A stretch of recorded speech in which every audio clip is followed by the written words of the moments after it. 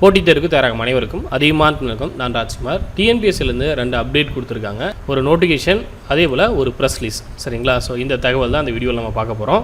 முதல்ல press release சம்மந்தமான தகவல் சொல்லிடுறேன். ஓரல் டெஸ்ட் சம்மந்தமான ப்ரெஸ் ரிலீஸ் இது. சரிங்களா? மோட்டார் வெஹிக்கிள் இன்ஸ்பெக்டர் கிரேட் 2க்கான ஓரல் டெஸ்ட் எந்த தேதிகளில் நடக்க போகுது அப்படின்னு பார்த்தீங்கன்னா ஜூன் மாதம் 8ஆம் தேதியிலிருந்து 11ஆம் தேதி வரையும் நடக்க போகுது அப்படின்னு சொல்லியிருக்காங்க.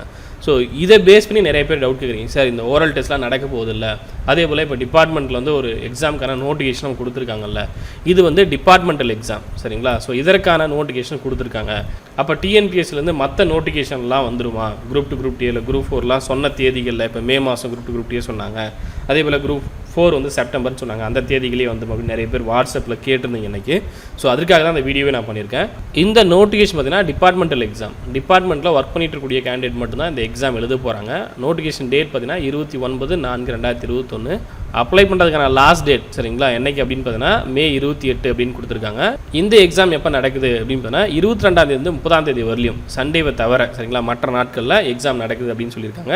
டைமிங் பார்த்தீங்கன்னா 9லேருந்து 12 மணி வரலையும் மார்னிங், அதே போல் ஆஃப்டர்நூன் பார்த்தீங்கன்னா 2லேருந்து 5 மணி வரலையும் கொடுத்துருக்காங்க. இது வந்து முழுக்க டிபார்ட்மெண்டல் எக்ஸாம். இப்போ 2 இன்ஃபர்மேஷனுமே நான் உங்களுக்கு சொல்லிட்டேன். ஒன்று ப்ரெஸ் ரிலீஸ், இன்னொன்று நோட்டிஃபிகேஷன் சம்மந்தமான தகவல். இப்போ நிறைய பேர் கேட்ட சந்தேகம் என்ன அப்படின்னு பார்த்தீங்கன்னா, இப்போ பிளானர் படி எக்ஸாம் வருமா சார் அப்படின்னு தான் கேட்குறீங்க. சரிங்களா? நீங்கள் வந்து 5 மாதம் டைம் இருக்குன்னு சொல்லியிருந்தீங்க.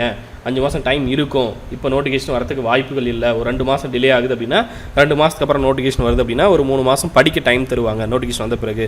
ஸோ ஏறக்குறைய ஒரு 5 மாதங்கள் இருக்கும், நீங்கள் தாராளமாக படிக்கலாம் அப்படின்னு சொல்லி ஏற்கனவே ஒரு வீடியோவில் நான் இன்ஃபார்ம் பண்ணியிருந்தேன். யாரெல்லாம் சந்தேகம் கேட்டிங்களோ உங்களுக்கு எல்லாத்துக்குமே இந்த வீடியோலையும் உங்களுக்கு படிக்க டைம் இருக்கும் அப்படின்ற தகவல் தான் நான் சொல்கிறேன். குரூப் 2 குரூப் 2 இருக்கலாம், இல்லை குரூப் 4 இருக்கலாம். கண்டிப்பாக உங்களுக்கு 2க்குமே டைம் இருக்கும். கொரோனா சுச்சுவேஷன், லாக்டவுன் சம்மந்தமான தகவல் நீங்கள் நியூஸில் பார்த்துருப்பீங்க. போன வருஷத்தை விட இந்த வருஷம் எந்த அளவு விரியமாக இருக்குது, ஒருத்தருடைய உடல்நிலையை பார்த்துக்கிறது எவ்வளோ பெரிய ஒரு முக்கியமான விஷயமா இருக்குது. ஆக்சிஜன் பற்றாக்குறையிலேருந்து ஒவ்வொரு ஹாஸ்பிட்டலில் அட்மிட் ஆகக்கூடிய கேசஸ்லேருந்து எல்லாமே நீங்கள் பார்த்துருக்கலாம். ஒரே ஒரு முறை உங்கள் ஃப்ரெண்ட்ஸ் யாராவது இல்லை கவர்மெண்ட் ஆஃபீஸர் யாராவது ஒர்க் பண்ணியிருக்காங்க, ஹாஸ்பிட்டல் மட்டும் போய் பாருங்கள். அதன் பிறகு நீங்கள் யோசிச்சு பாருங்கள் இருக்கக்கூடிய சுச்சுவேஷன். இப்போ இருக்கக்கூடிய சுச்சுவேஷனில் கண்டிப்பாக எக்ஸாம் உடனே கண்டக்ட் பண்ணுறதுக்கு வாய்ப்புகள் இல்லை, உடனே நோட்டிஃபிகேஷன் வரதுக்கான வாய்ப்புகள் ரொம்ப கம்மி. அப்படியே வந்தாலும் நீங்கள் படிச்சிருந்தீங்க அப்படின்னா தாராளமாக வந்து மறுபடியும் நல்லா ரிவிஷன் பண்ணிட்டு எக்ஸாம் எழுதலாம். நம்ம சொன்ன தகவல் புதுசாக படிக்கிறவங்களுக்கு டைம் இருக்குது. ஏற்கனவே படித்து முடித்தவங்க ரிவிஷன் பண்ண நீங்கள் தாராளமாக வந்து படிக்கலாம். இப்போ மற்ற நோட்டிஃபிகேஷன்லாம் வந்துடுச்சா? வரல, அதையும் நீங்கள் யோசிச்சு பார்க்கலாம். இப்போ அதையுமே நான் உங்ககிட்டே விட்டுறேன். இப்போ டிபார்ட்மெண்டல் நோட்டிஃபிகேஷன் வந்துருச்சு, அதனால் கண்டிப்பாக மற்ற தேர்தலும் வந்துடும் சார் அப்படின்னு சொல்கிறீங்க இல்லையா? இப்போ மற்ற நோட்டிஃபிகேஷன் என்னாச்சு? மார்ச் வர வேண்டிய நோட்டிஃபிகேஷன், அதே போல் ஏப்ரலில் வர வேண்டிய நோட்டிஃபிகேஷன் என்னாச்சு? எதுவுமே காணோம் இல்லையா? மார்ச் வர வேண்டிய நோட்டிஃபிகேஷன் எதுவுமே வரல, அதே போல் ஏப்ரலில் வர வேண்டிய நோட்டிஃபிகேஷன் எதுவுமே வரல. ஏப்ரல் மாதமே முடிஞ்சு போச்சு, 4லேருந்து மே மாதம் வரப்போகுது.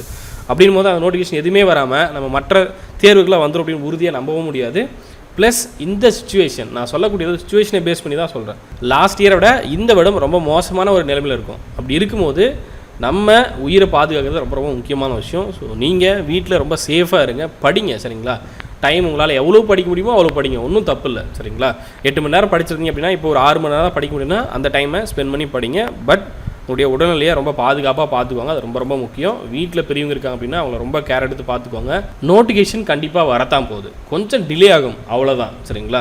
அப்புறம் இன்னொரு முக்கியமான விஷயம், நிறைய பேர் வந்து ஜாப் விட்டுட்டு படிக்கலாமா சார் அப்படின்னு கேட்டிருந்தீங்க. ஜாப் விட்டுட்டு படிக்கக்கூடிய ஒரு டிசிஷனை கண்டிப்பாக யோசிச்சு தான் நீங்கள் எடுக்கணும். ஏன்னா இப்போ இருக்கக்கூடிய ஒரு சுச்சுவேஷனில் ஜாபை விட்டுட்டிங்க அப்படின்னா ஃபேமிலி மெயின்டைன் பண்ணுறதுக்கு என்ன மாதிரியான விஷயங்களை நீங்கள் ஃபேஸ் பண்ண வேண்டியது இருக்கும் அப்படின்னு பாருங்கள். ஸோ ஜாபுக்கு போயிட்டே படிக்கிறது பெஸ்ட்டாக இருக்கும். சரிங்களா? ஏன்னா எக்ஸாம் எப்போ நடக்கும், எப்படி நடக்கும் அப்படின்றது நமக்கு தெரியல. சரிங்களா? ஜாபை விட்டுட்டிங்க அப்படின்னா ஃபேமிலியை ஃபேஸ் பண்ணுறது ரொம்ப பெரிய ஒரு விஷயமா இருக்கும். ஜாபை விட்டுட்டு படிக்கிறேன் அப்படின்னு முடிவு பண்ணுறீங்க அப்படின்னா லைஃப்பை கரெக்டாக பார்த்துக்கோங்க, கரெக்டாக மேனேஜ் பண்ணி பேலன்ஸ் பண்ணி லீட் பண்ணுறதுக்கு ரெடி பண்ணிவிட்டு அதன் பிறகு டிசிஷன் எடுங்க.